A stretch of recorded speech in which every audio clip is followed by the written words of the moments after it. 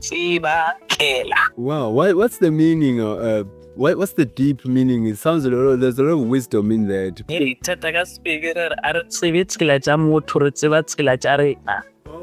We don't know someone's ways, we know our own ways. Could you maybe explain a little bit about it? We don't know other people's ways, we know our own ways. And I think in life, if God has given you a talent, don't try and copy someone. Believe in yourselves and do what God has given you. Wow, that's it. I think for me, those are my words of the day. I always look for inspiration, and I think I found it. That's it right there. Thank you so much for that. Thank you so much. Don't want to be like somebody else. God has given you this talent. Nurture it. Believe in it. Believe in yourself. Oh wow. Wow. This is very inspiring, and thank you so much for that. And I think it is the perfect way to start topic inspiring. The 67 blankets. You are now a retired school principal, but you've joined the 67 blankets back in 2015. It's I think 10 years now. How has this? Yes, it's 10 years. Tell me about the experience, Mama. Tell me about how it has impacted your life and how you got involved. I was with my friend and we were talking about retirement. I'm someone who planning for things ahead, thinking of what are we going to do when we retire. In 2014, 2013, we were thinking of retirement and we knew we were going to retire in 2018 or 2019. So we were talking about that. I said I would like to belong to a charity organization. And little did I know that, I will join 67 blankets. We were just talking informally, so I just said I would like to belong to a charity organization. But, in me, I was thinking, I was once assisted. I need to help someone. Yes. Because I was helped without expecting payment in return. And if you can know who helped me, God works in a mysterious world. I was helped by Mr. Doe Stein, the husband to Carolyn Stein, who started 67 blankets. Are you serious? When I joined 67 blanket, I did not know that the lady who founded 67 blanket is the wife to Doe Stein.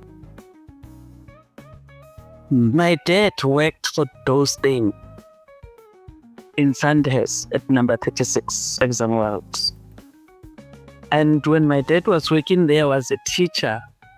I think in my late 30s, I wanted to further my studies.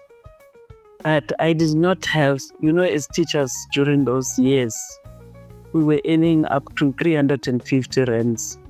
And when you are expected to register with the university, to pay 1,500, 1,600 to study, it was something far-fetched.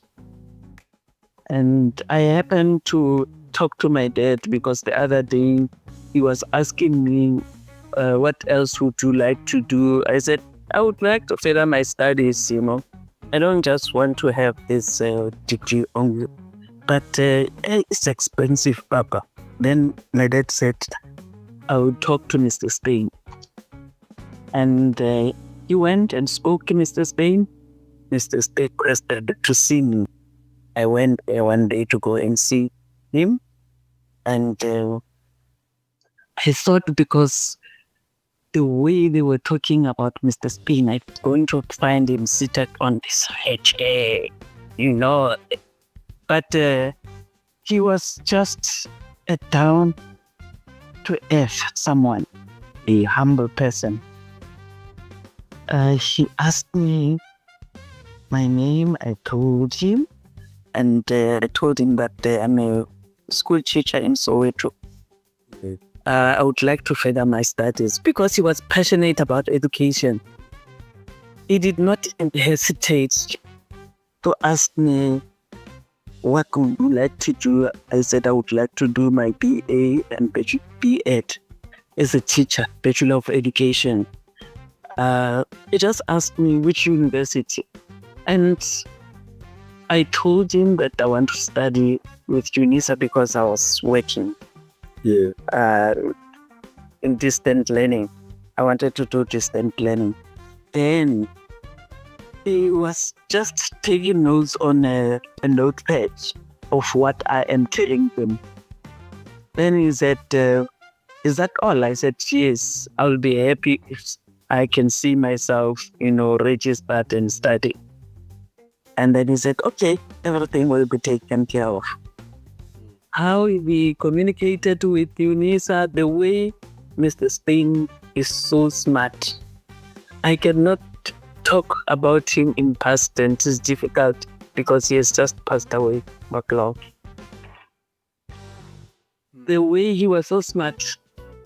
He paid everything to the university. I just received a letter from UNISA asking me to come and collect study material of what I told him that I want to study. Then I studied and passed. On the day of graduation, my dad came. We went to UNISA for the graduation. I went and showed him that I have passed. And then he said, is this the only degree that you wanted to do? No. We want to study more. I said, yes. But I wanted to know, how am I going to pay back? He said, no, don't worry about it. As long as you can educate yourself, because education is the key to success. I registered my master's degree and I passed. I expected to pay back. I remembered I remember the words of our late former president, Nelson Mandela, when he says, if you can give to others without expecting anything in return. And that is what is, so sort of inspiring me in doing community work, in assisting people who are in need. Because Mr. Stein assisted me, he did not expect anything in return. So when I joined 67 Blankets, my friend told me about Mrs. Stein, who was donating school shoes and other stuff to her school in Gypslot. Yes. Then she said, we have heard that she's busy with doing blankets. And as a former home economics teacher, I said, this is my field. This is what I really want to do. Making blankets, crocheting, knitting, because I'm very good at that. I was a home economics teacher. I was teaching the girls about that. That is how I joined 67 Blankets. We went to the Union Building when they were displaying the blankets in July 2015. And I saw it. I liked it. I said, this is me. I was still working, remember. And what is good about 67 Blankets is that you can make your blankets during your spare time, after work, during break, during lunch, even if you are still working. It's something that you can do during your spare time. So I continued doing that from 2015, 2016. When I retired, I knew very well where I was going. And I'm very passionate about this, the 67 Blankets. Wow. Because it's something that is in line with my profession. Remember, I'm a teacher. I was teaching people how to knit and crochet, and this is what I'm doing during my retirement years. Wow. And it's been a blessing. I'm thinking of how it started, how everything happened. It was as if it was destiny, a very, very big blessing that you had. Wow. Can you share with us a memorable experience? I would imagine there is countless, many of them. But while you were promoting 67 blankets on Nelson Mandela Day, what were some of the most touching experiences that you've encountered? You know, most of the time, people think crocheting and knitting, it's for grannies. It's not. People think crocheting and knitting is done by women or ladies only. It's not. So, because I'm a roving ambassador, when we are we normally have our displays in the malls to tell people about 67 blanket, to teach those who don't know how to crochet or knit for free. And I love doing that. One of the good days when I was at Sowe's Mall, because it's the mall that we normally have the longest display. One lady came to me having a ball of wool and a crochet hook. She wanted to learn how to crochet. She said she was not well. I said, what is the problem? She said, I think she suffered some kind of depression, you know. But she's working in the mall, depressed by, family matters and other stuff. She went to see a doctor, and then the doctor gave her a ball of wool and a crochet to say she must learn how to crochet. Then she came there. When she related her story, because I know this crocheting and knitting is highly therapeutic. Highly therapeutic. I taught her how to crochet, and within a wink of an eye, she had grasped, how to hold a crochet hook, how to make, a square. Every lunchtime, because she was working in one of the shops. Every lunchtime, she would come and spend a lunch with me learning how to crochet. By the end of the week, she was telling me, Mami, I'm feeling much better.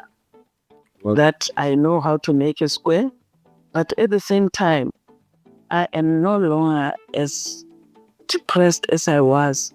I was wondering, why did the doctor give me this instead of giving me medication? The doctor gave her medication, but he said, mainly you must do this. You must make a blanket for yourselves, for your daughter, for your grandmother. And she was happy to do that. And I remembered I told her that, you know what, when you are busy with this, you're counting the stitches, you're looking forward to finishing a blanket. That is how it is so therapeutic. Your mind moves away from all the other issues that depresses you. Oh, wow. Before we go too far, can you just explain for our readers, what is 67 blankets about? 67 blankets. How it started. Caroline received a challenge from Zelda Lechrani, the former PA for President Nelson Mandela. She challenged Caroline to make 67 blankets in honoring Madiba. Remember, he had just passed away in 2013. Yes. So Zelda challenged Eronin Stain to say, can you make 67 blankets, for those in need in honor of my team? And Caroline accepted the challenge which is now our lifestyle. Accepted the challenge, and she went out when she was home thinking, how am I going to make 67 blankets alone? And she reached out to the friends through Facebook. And that is how, it went on. The other friend told the other friend, on Christmas Day, her sister brought wool in a bag to say, here is wool, let us start making blankets. That very same December. So that is how 67 blankets started. And now we are talking about a movement that is globally recognized everywhere. Now, your weekly Thursday morning gatherings with the ladies at Siringa Garden Coffee Shop, they've become quite well known. It's like a normal, it's a usual. What's the secret to the group's, friendship and connection? And then how do you keep such a positive energy going? Yes,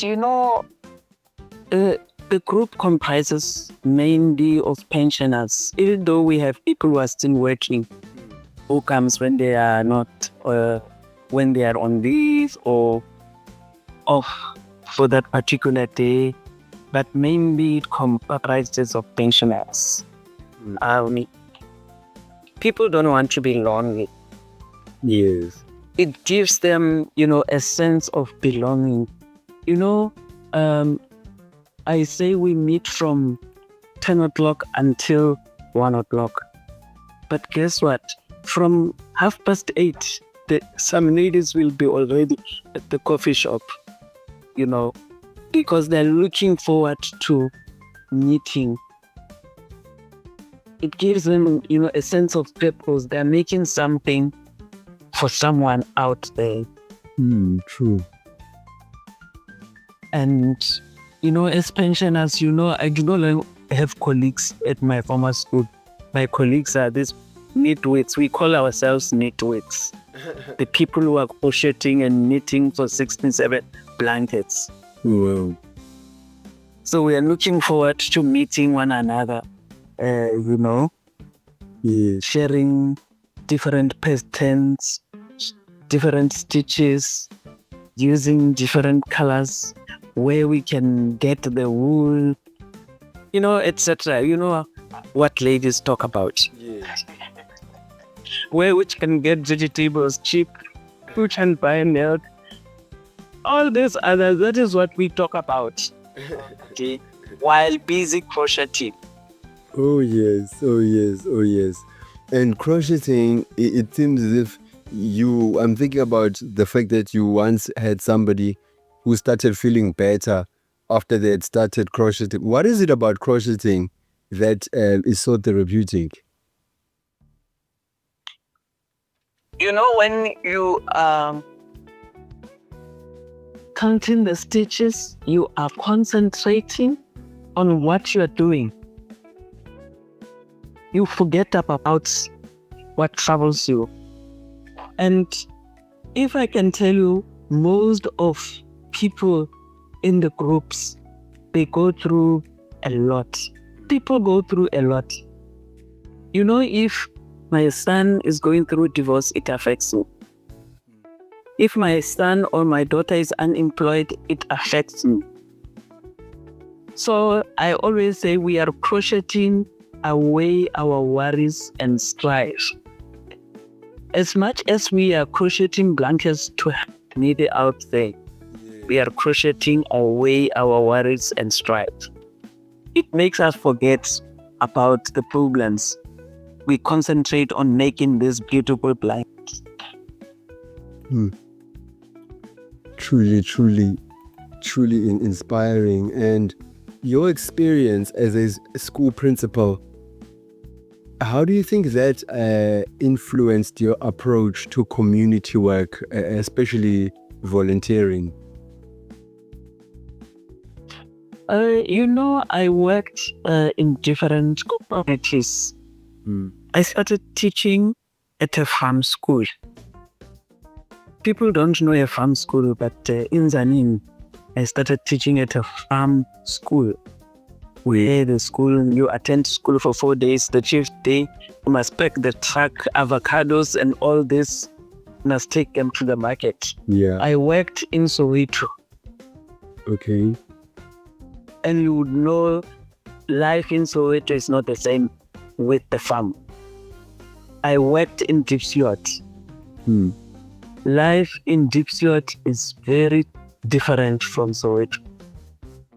Soweto, I can say maybe it's sort of middle class, but Diepsloot, that is where I saw a lot of poor people. Diepsloot and Cosmos City, where I was a school principal.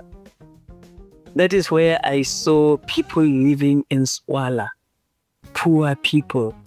I did not even know that you can see a child coming to school carrying books in a plastic bag.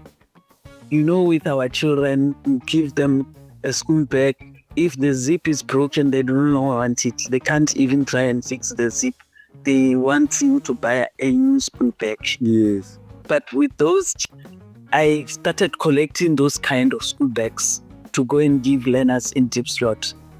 From Soweto to Diepsloot. Then you can see what kind of community they differ. Wow. And Diepsloot and Cosmos City, they were the same, because in Cosmos City, most of our learners were passed from the neighboring informal settlement. Yes. That is where you will see a child coming to school in winter, very cold winter day, without a jersey, shivering or without shoes. Yeah.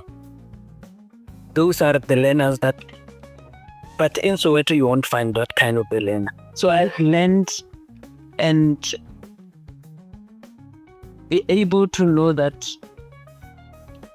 people from these communities are different. Even their lifestyle are different. So it taught me to sort of, share what I have with those who don't have. Wow. And just to touch a little bit, I think this is such a profound experience. Where do kids that are poor to that condition, you see that most of them, they succeed or they go through. How do you think they get the strength? What has been one of the most, maybe, what did you learn or did you see as an experience to say, children who are extremely poor, these are some qualities of strength that they have? What keeps them going? They value education because they see the school as their haven. The school is not like the shed where they come from. And because they were also fed at school, we sort of requested donations from Woolworths, Pick n Pay, so that we can feed them in Diepsloot. Yes. Some of them, it was their only meal at school. They will eat tomorrow when they come back to school. So they're looking forward to be educated, to be fed, to be clothed, because we started asking donations from the private schools, grey trousers, jerseys, so that when they come to school, we give them something to wear, school shoes, etc., etc. So they saw the school as a haven for them. It's where they get, and they were, thirsty, hungry for this education in order to improve their lives. Because we would bring motivational speakers, we will also talk to them on daily basis to say, you are not the one who created this situation, and you are the one who will make this situation better. It is in your hands to create a better world for all these people who live in it. Those are the ways of our former president, Nelson Mandela. It's so true. It is so true. This and I'm thinking to myself also, it is something that not only the elderly or those who are in pension can prepare for. How important is it for middle-aged young people to think about the life after retirement, to plan for it? Is it important, and how does it benefit one to be able to think far? It is very important to, that is why you hear people saying someone retired and after 2-3 months they passed away, or they fell ill and passed away. Yes. It is important to plan and know what you can do. And now a lot of people are saying, hey, you have helped us. Now we know. I know when I retire, I will come and join you guys. You're doing, a very good job. You're creating blankets, you're doing this. Because, in our communities as Black people, we sort of thought for anything that you do, you must be paid. You must be given something. And we still have people who will ask me in the mall, do they pay you when you make this blanket? I explain to say, no, this is charity. We are making this for people who are needy out there. Even in the Bible, it says, blessed is the hand that giveth, for it shall receive. Wow. Help someone who is in need so that, you feel better inside. Your heart melts. When you give them something, they receive it with a smile to say thank you. Yes. So it is good for people to plan what they will be doing during retirement. Just a simple organization, charity organization to belong to, or you can dedicate yourself to be assisting. There are children who need to be assisted with homeworks. You just look for a church, a place where you can assist these learners. Do something. Do something for someone else in your community. Wonderful. And where service to the public. Yes, absolutely. When you started at the 67 blankets to now, it's been 10 years if I'm not mistaken. How is it? Wow. And how have you seen I think 10 years would have been, so 2015 would have been just below 2 years after Tata Madiba passed away, if I'm not mistaken. Yes. Tata Madiba passed away in 2013. That is when Caroline accepted the challenge. And in 2014, she officially launched 67 blankets. That is why 67 blankets is celebrating 11 years. I am celebrating 10 years because I joined in 2015. How have you seen the participants who came in? I would imagine after you, because you came in at the earliest stage of the initiative. How has it impacted them, especially those who might have said they had never done anything for free or for charity? How has it impacted or influenced their outlook on life?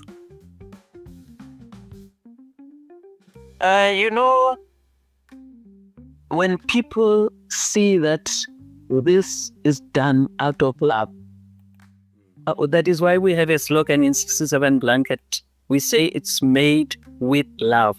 Our blankets made with love. It's all about love. You don't expect someone to give you money for petrol to go to a group, join a group, or to go and buy wool. You do it out of love. You give without expecting anything in return. You derive your joy in seeing someone happy. Thinking that this beautiful blanket that I'm making, I'm going to give it to someone.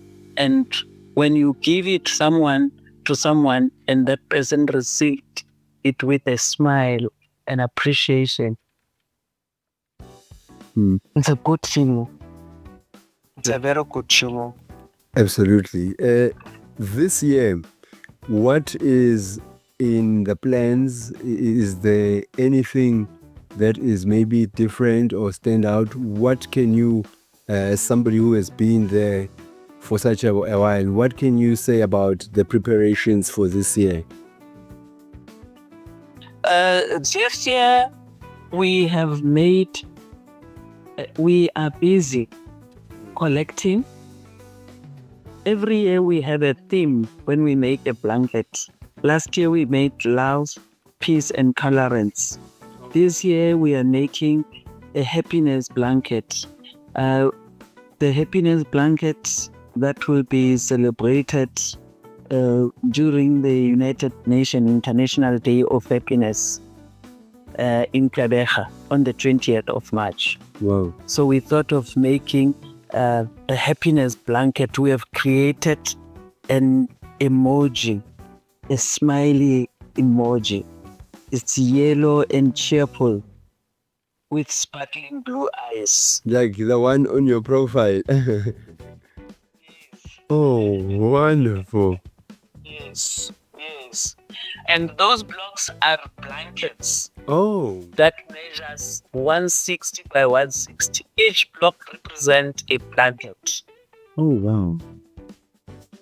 And around that emoji, we are going to be having a pool of happiness blankets. A lot of happiness blankets surrounding this enormous blanket. And what do other members, maybe former colleagues or people from the church or the community, how has it impacted them? I mean, I'm thinking if you're traveling from Johannesburg, going to other areas, when people see what you do, especially the neighbors and the community around that, how does it influence and impact them? Because I think more than anything, the work that you do has such an impact on people, whether they're young and they're old. The sheer spirit of giving, which is something we don't see much in our days. You know, people, everything is about money. You know, everything is about money. How do you think it influences those around you? And I like that you said somebody once asked you, do you get paid for this? What can you teach us about always expecting money, and how do you separate it from knowing that this is just giving from the goodness of my heart? You know, I always read a lot of the late former President Nelson Mandela, and I like this quotation. There can be no greater gift than that of giving one's time and energy to helping others without expecting anything in return. Wow. That was the late former president. I used to teach our grade 12 learners this quote because every class it was there. Because I wanted to remove this thing of, assisting someone and expect to be paid, to be given something. There are situations where you will be forced to assist someone and don't expect them to pay you or to give you something. A mere thank you is enough.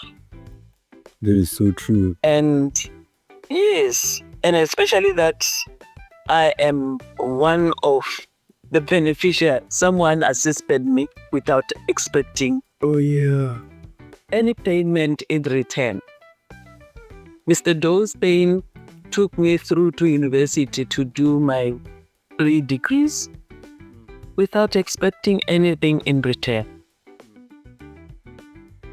And you see, what happened is that when I joined 67 Blankets, when I was stepping Mrs. Spain one day, I got an opportunity of asking, are you related to those things? He said, he's my husband. Oh, wow. Then I related the story. You know that moment, she just said, go and write it down. Go and, if you have read our knitting revolution, it's in the book. I need to read that. In fact, I am going to, where can I find it? We have it in exclusive books. Yes. The knitting revolution. The Knitting Revolution. I need to find it. Now, I'm even more inspired now. Your story has got so many lessons. So you are saying that the lady had no idea, Mrs. Stein had no idea that it was the husband that had assisted you. No, I was one of the midweeks, and we were, because our office is their garage in State City, downstairs. That's where we store blanket, count them before we can donate them. Even now, this emoji is prepared there. I was supposed to be there, but I'll go there in the afternoon just to see how far the progress. Mm-hmm. So we were busy, working on our blankets. And with me, I knew I was assisted by those things to study. But I wanted to know Mrs. Stein, how is she related to Mr. Stein who helped me? Mm-hmm. So when I started relating my story, she said, it's my husband. It's only that he was not around that time. Wow. But she quickly called the other guy to say, do you know this lady? This lady is the daughter to Albert Matsebatlela. And then, everyone was just amazed to say, yeah, this world is so small. That is so true. Like, it truly, it is. And so many lessons that have come your way throughout your life. What would you say has contributed? Is it luck? And I'm taking advice, even for myself or for people in general. Looking at life, growing up and going through things, when such things happen, is it just luck, or is it truly a case of, if you have done good, does it really also happen back to you? Yes, if you have done good, it will happen to you. And people were wondering, because I was very passionate. I was the only very active lady. And people, when they say there is a display at OBX, I will be there. When they say there is display at the Linden Market, I'll be there. Is display at this mall, I will be there. People wanted to know, are they paying you? No, they don't pay me. I'm doing this. I'm so passionate. And before it was known that Doe took me to school and Doe is the husband to Caroline, before it was known, I was just passionate. I was telling people that, the fire that I have for 67 blankets in me, no one can dim it. But, as the years goes by, I told people that I think this is my ancestral calling. My dad, if he was still alive, would have loved me to join 67 blankets, because he would have said, you know what, Mr. Stein's wife has started this. I know you can join them. But it happened when he was no longer there. And it happened when I did not know that Caroline is the wife to those days. Wow. So I tell people that the way, even now, there are people who ask me, do they pay you? Do they give you? Do they money for petrol? I say, you know what? This is my ancestral calling. I know my dad is happy wherever he is that I am doing this. And I love it. Let me tell you, I'm so passionate about 67 blankets. Even my family know that when it comes to 67 blankets, certain things can be put aside because we have a deep connection with the space. Mm-hmm. You have dedicated most of your life into education and leading institutions of education. To now, you are still, it's sort of like a different dimension of, you are still serving people in a different form. What would you, as much as it's no more in a school with young people, if you had one day that you'd go back and you are at school with the young people, what would be your message to them, having spent 10 years with the 67 Blankets initiative and becoming an ambassador for it, a roving ambassador? It makes sense to me now why. What message would you share with young people from what you have experienced at 67 Blankets? During school holidays, we now have school children coming to the malls. Wow. We also go to schools because we don't want this skill to fade away. Right. Come the years when we are no longer there. We visit schools or JP High, Greenside High, Parktown Girls, Stain City, Yes. Fan. Those are some of the schools who have joined 67 Blankets. Oh, wow. And it's my wish to see all school children learning crocheting and knitting because these skills are highly therapeutic. It will help to calm down most of the youngsters. You know how they are because they are always on their phones, on their tablets. It will help to calm them down.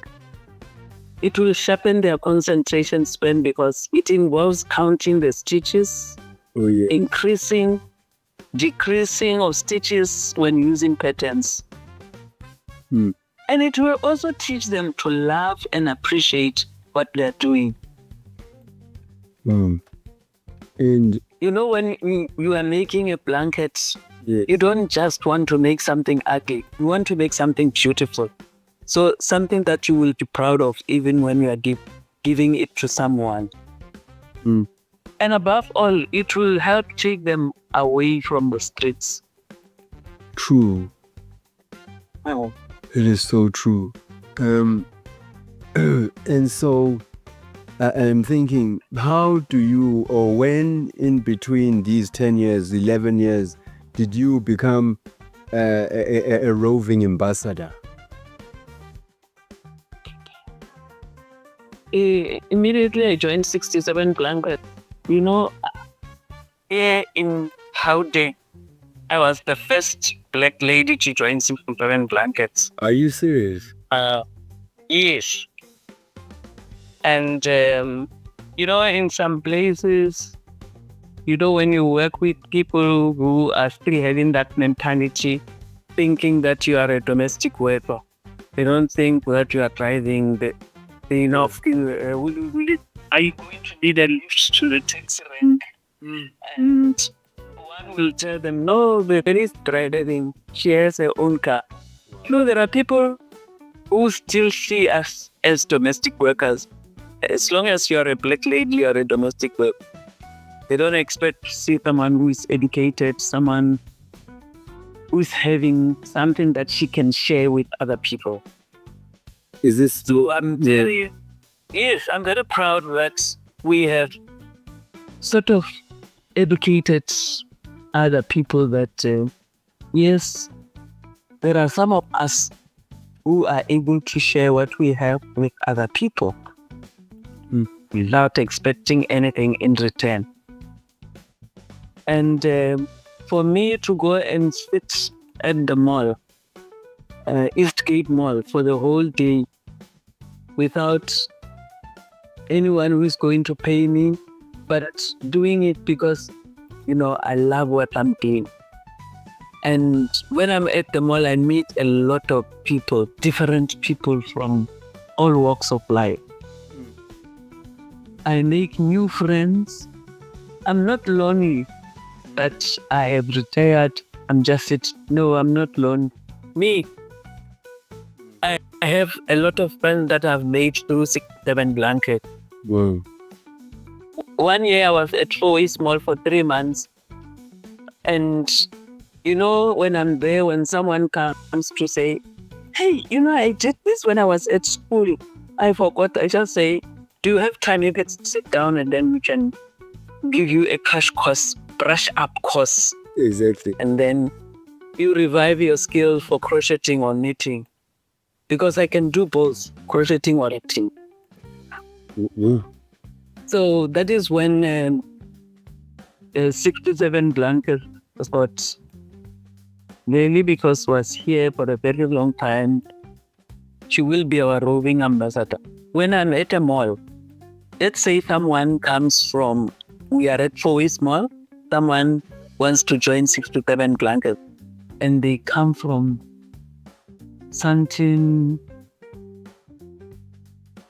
Rosebank, I'll be able to refer them to a group to say that the group that meets at this place, because I know where they meet. They meet at Rosebank Union Church. I know the ambassador is Greta Collier there. I'll even give them the number to call Greta and be able to join the group there. If someone comes from Northcliffe, I'll be able to give them the number for Ambassador Michelle to be able to join the Northcliffe group. If someone comes from Morningside, I'll give them the number for Sue to go and join the Morningside group. I know all these areas. I know all the ambassadors. I have their numbers. It's easy for me to refer people. Wow. You every time you mention what you do, you put in the word love behind it. I've actually picked it up now, and I've noticed how important. Today we tend to maybe just box the word love only as something that is felt towards just another human being. It's rare that you find people that would use the word love in the same sentence when they speak about something that they are doing that could be of service. People speak about how much they don't like their jobs. They speak about, we complain a lot. However, with you, I've picked up that there's the word love in everything that you might be doing. You could be in a mall, you could be visiting a certain place, whether it's involved with crocheting. How important is it? In fact, maybe how important is it to associate love and to maybe express it towards the things that we do, not only just in relationships, When you love what you're doing, the outcome will be pleasing for everyone. Well, I'll give you an example. If you are forced to cook food, do you think you will prepare a delicious meal? No. It's either the food is going to burn, or there will be too much salt or too much water, because you did not do it out of love. People will tell you that when you plant flowers, if you don't love your vegetable garden or your flower garden, they won't grow. You will hear it in our communities. People will be saying, it's because Ana Lerato, there is no love. That's why ijalo tsa gaga di pele. The same, with us, when I say, even our logo, 67 blanket logo, it's a red heart, which represents love. yes. You cannot start and make a blanket that you don't love. That is why we say it's made with love. Everyone It's making this beautiful blanket. You are making it like you are making it for yourself. Wow. You make this, it's made with love. You make this blanket, and the day you're going to hand it out, your heart will, when you see someone receiving this. So a charity work, it's out of love. If you don't have love, you cannot do charity work. You can to expect to be paid. I do have people who travel from Netherlands, from Soweto, Deep Grove, Naledi, who come here in Dromo. Just because they love what we are doing. They love what we are doing.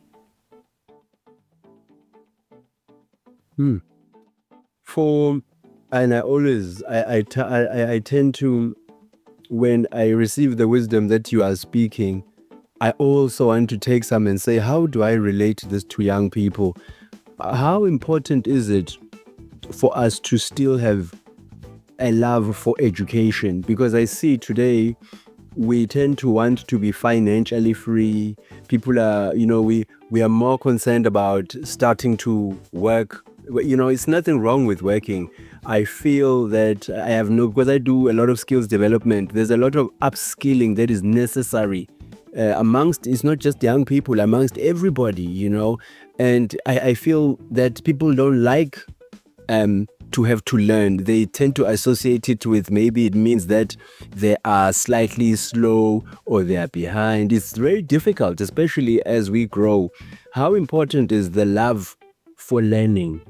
During school holidays, I normally take my grandchildren with me to the display. I will ask them to come there because I will leave very early.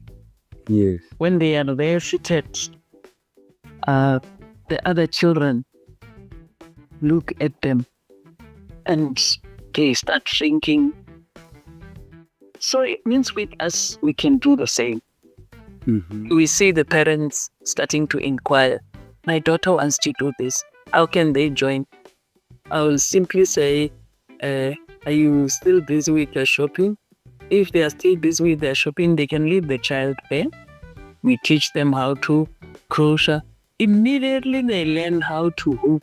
I'm telling you, they are there. One lady came with the daughter. She said, my daughter loved this thing. They learned from school. In the olden days at schools, we had a period where they were saying it's handwork. Those who are doing gardening will go for gardening, knitting, sewing, etc., etc.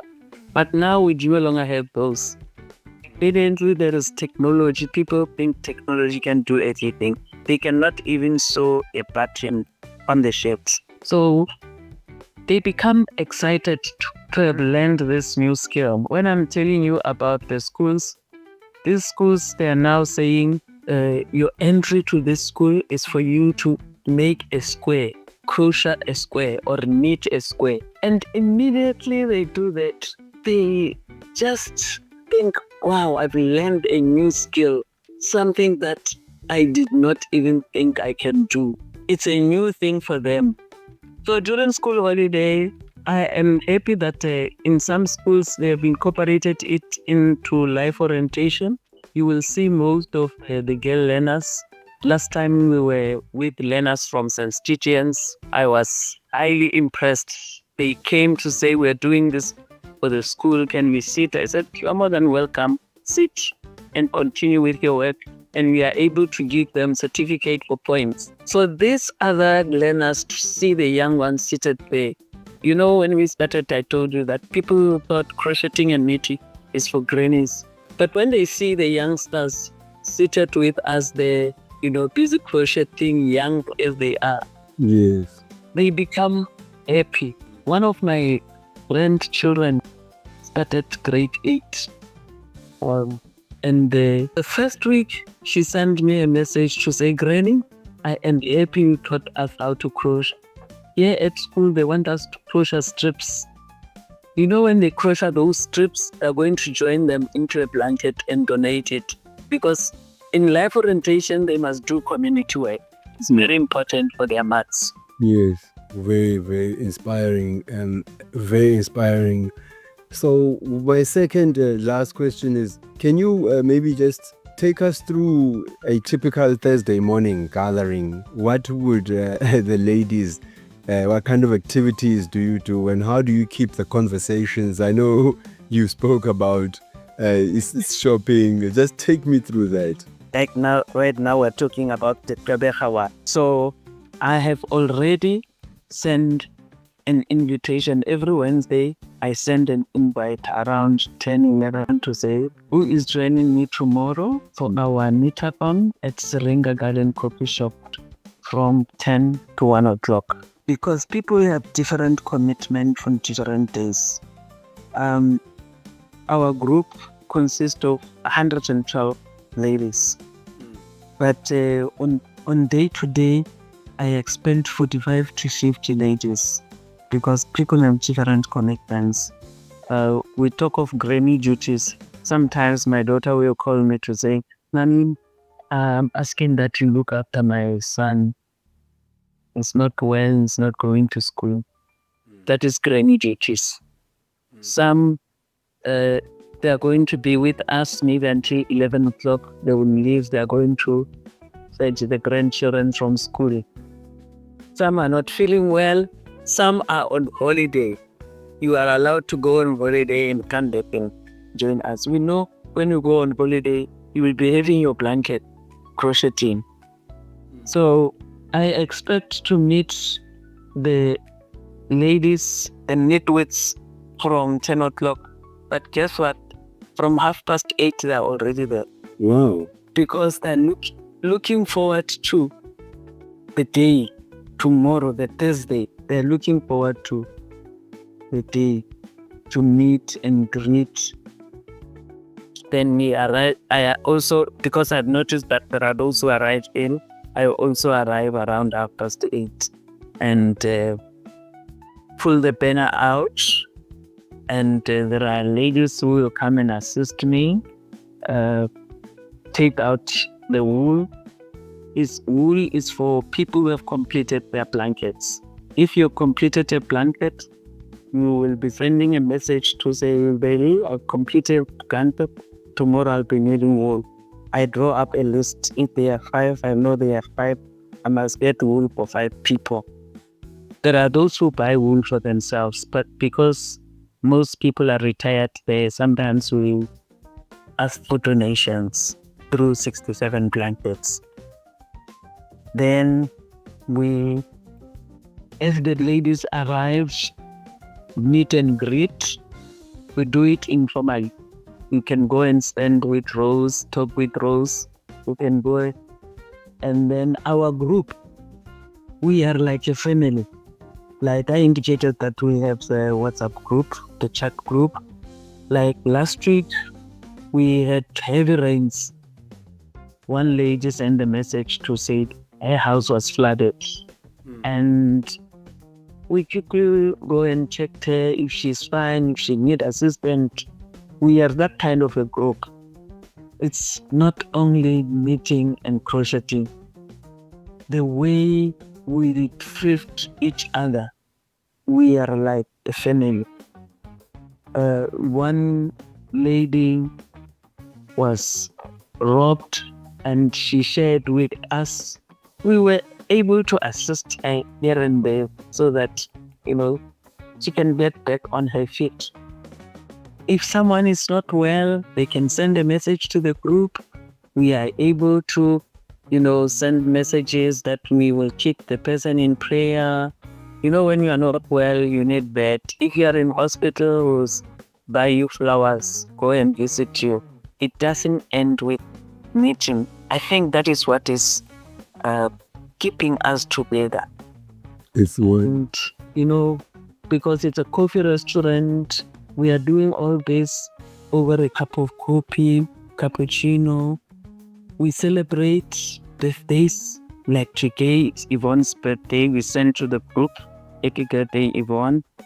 And if Yvonne can, tomorrow she will be buying us some cakes. And then we enjoy for her birthday. This is truly Conversation, yeah. The conversation is not formal. yes. And I encourage them, yes, not to sit. They must not sit with Deirdre every Thursday. One Thursday you must be sitting with Margaret, talking to Margaret. You know, when someone is going on holiday, maybe they come back and share with us. Yes, we will allow them. We have a small table bell. And they share with us. Remember, I went on a cruise. This is what happened. Then we laugh. It's all about chatting and laughing. That is why people love it. It's like, you know, a family group, and we don't have situations where people will be solving problems, because I told them that, you know what, I did problem solving and conflict management at school. Here we are talking wool and our grandchildren, where we can buy milk, etc., etc. It's a truly inspiring story. Looking back on your journey with 67 blankets, what's the most, look, for me, you've given me a lot of lessons. What's your most significant lesson that you've learned, and how has it impacted your perspective on life and the community service? The challenge is bigger than 67 blankets. There is a high rate of unemployment and people are poor. Sometimes when you give people someone a blanket, you feel you could have given them about 2 or 3 blankets, not one. Because giving someone a blanket, you have spun a tapestry of hope. You are giving them hope, resuscitating the dreams that were stunned by the harsh realities of life. You find someone who is homeless. You know, when you are in that kind of a situation, you become hopeless. But when you are given this blanket, you know, it sort of brings back your hope to say, hopefully tomorrow I'll get something. So we have a huge challenge in our country, the poverty. And another thing is that if most people can know that we are doing this out of love, and the reward is a smile when you give that person a blanket. Immediately a smile. That is the reward. What is it you would say, because poverty, you know, the way even now you're explaining it, it touches us in such a painful way. And now I'm just taken by the experience of what is it about that smile that you receive from that person who receives a blanket? Why is it for you? What makes it stand out? What does it say? It says a lot. Like I've indicated, the smile, it can say, you're bringing hope to me. I thought I was starting. You are sort of making me a human being again by clothing me, because this person did not have anything on their shoulders. You are inspiring them.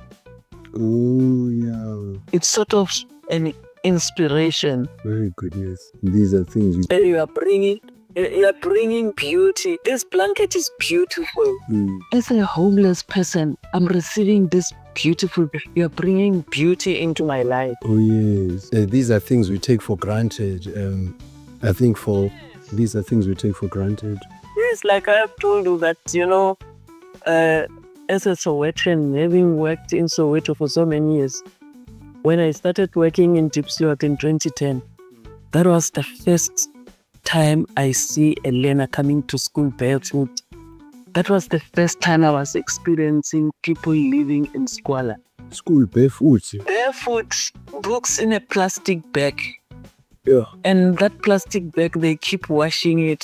If it's a Pick and Pay plastic bag, the lettering have faded away. Yeah, that is some profound, that does a lot to the human spirit, you know, to experience something. Yes. Poverty will rip off your dignity. Looking forward to, you are going to Kabeha on the 20th. Yes. Have you, so that's another thing I want to just find out quickly. I won't hold you for too long. Do you travel a lot around the country with the 67 blankets, or will this be the first long distance trip? Most of our celebrations were done around Gauteng. Oh yes. The Mandela Foundation, Mandela Square, the Union Building. You see, because we want to celebrate his legacy. That is why even now he's taken to Nelson Mandela University in the Manjiwan's football in short. Interesting. Like, yes, it's 6 to 7 blankets for Nelson Mandela Day. So we just shorten it to say 67 blankets. Oh, yeah. In full is 67 blankets for Nelson Mandela Day. And in South Africa, because it's global, it's all over. We have in the UK, in London, in Australia. Are you serious? Everywhere. Yes. So they adopted. So wow.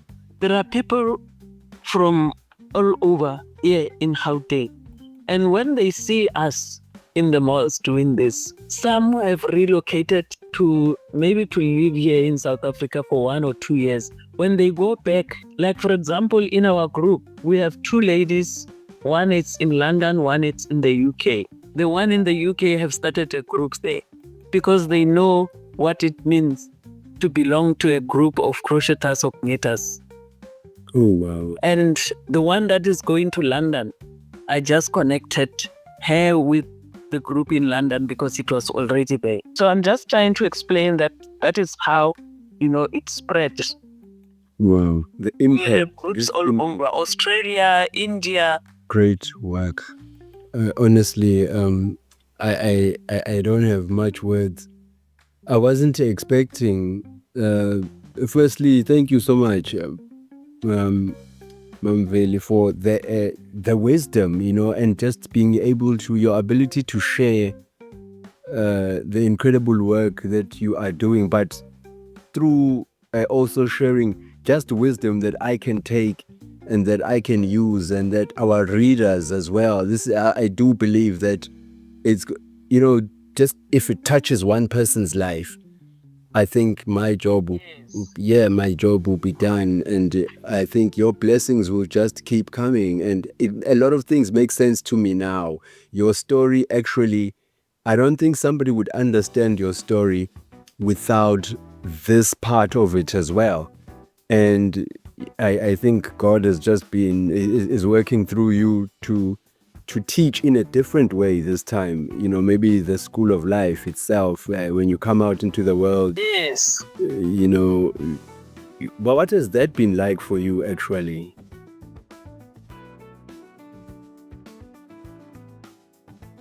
Just teaching now people who are adults living by themselves and finding such poverty, and, I mean, what's that been like? It's sometimes you take it for granted, but you are just teaching this person how to crochet. But for some people, when you teach them how to crochet, you are sort of giving them something that will put bread on their table. Because apart from doing the blankets, they can make their own living.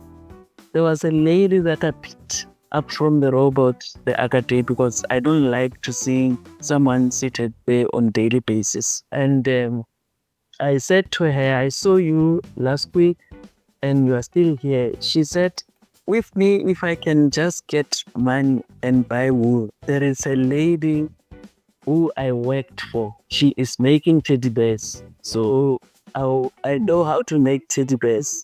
I can make a living out of that. Ooh. And I just said to her, as if she knew I'm going to Deco Park, the wool shop. Let's go. Whoa. I went with her there. She bought wool for 100 rands. Now she's no longer in the robots. Where she is, she's selling the teddy bears. She's making teddy bears and selling them in order to put a plate on the table. And I think that is something that people must be aware of. We always tell our children that with us, generation up unto education, we cannot be hungry. because we know how to crochet, we know how to knit, we know how to sew. You can make stuff and sell and get something. So we are trying to teach this generation to say, that is why, when President Mandela was saying, it is in your hands. You can do it using your 2 hands. You don't need a machine. You can do it using your 2 hands in order for you to earn a living. Yeah, You must stop doing little things for others, less privileged than you are, than those, because those things they occupy the biggest part of their hearts. They will not forget that the blanket that you gave person, that person will never forget. wow. To say, I was very cold, I received a mere blanket. We think it's a little thing that we did, but it means a lot. Wow, Mama Veli, you truly, I understand why you are one of the ambassadors, but more than that, I think you follow your surname. You truly do know the way, and I hope God blesses you and keeps you showing mankind the way and showing humans and touching people's lives. You certainly have touched mine. It's been it's easily one of the best conversations I've had this year. The year is still young, and I don't think I've had a profound conversation like this, and I speak to a lot of people. So thank you so much. Thank you so much. I cannot wait. I can't wait to write out this article and share it with the rest of the country. I just wanted to inspire people from every corner of South Africa. I think we need more people like you, but I think there's a lot of hope as well. This is what you give, because now young people can absorb this, and it gives us a good direction, a good recipe in terms of how we can turn our lives around as well. Yes, true. If we can know that you can do what you can with what you have, you don't have to, have something fancy. Just wool that you have. You can create a blanket, make a blanket, and give it to the neighbor person. You have done something special.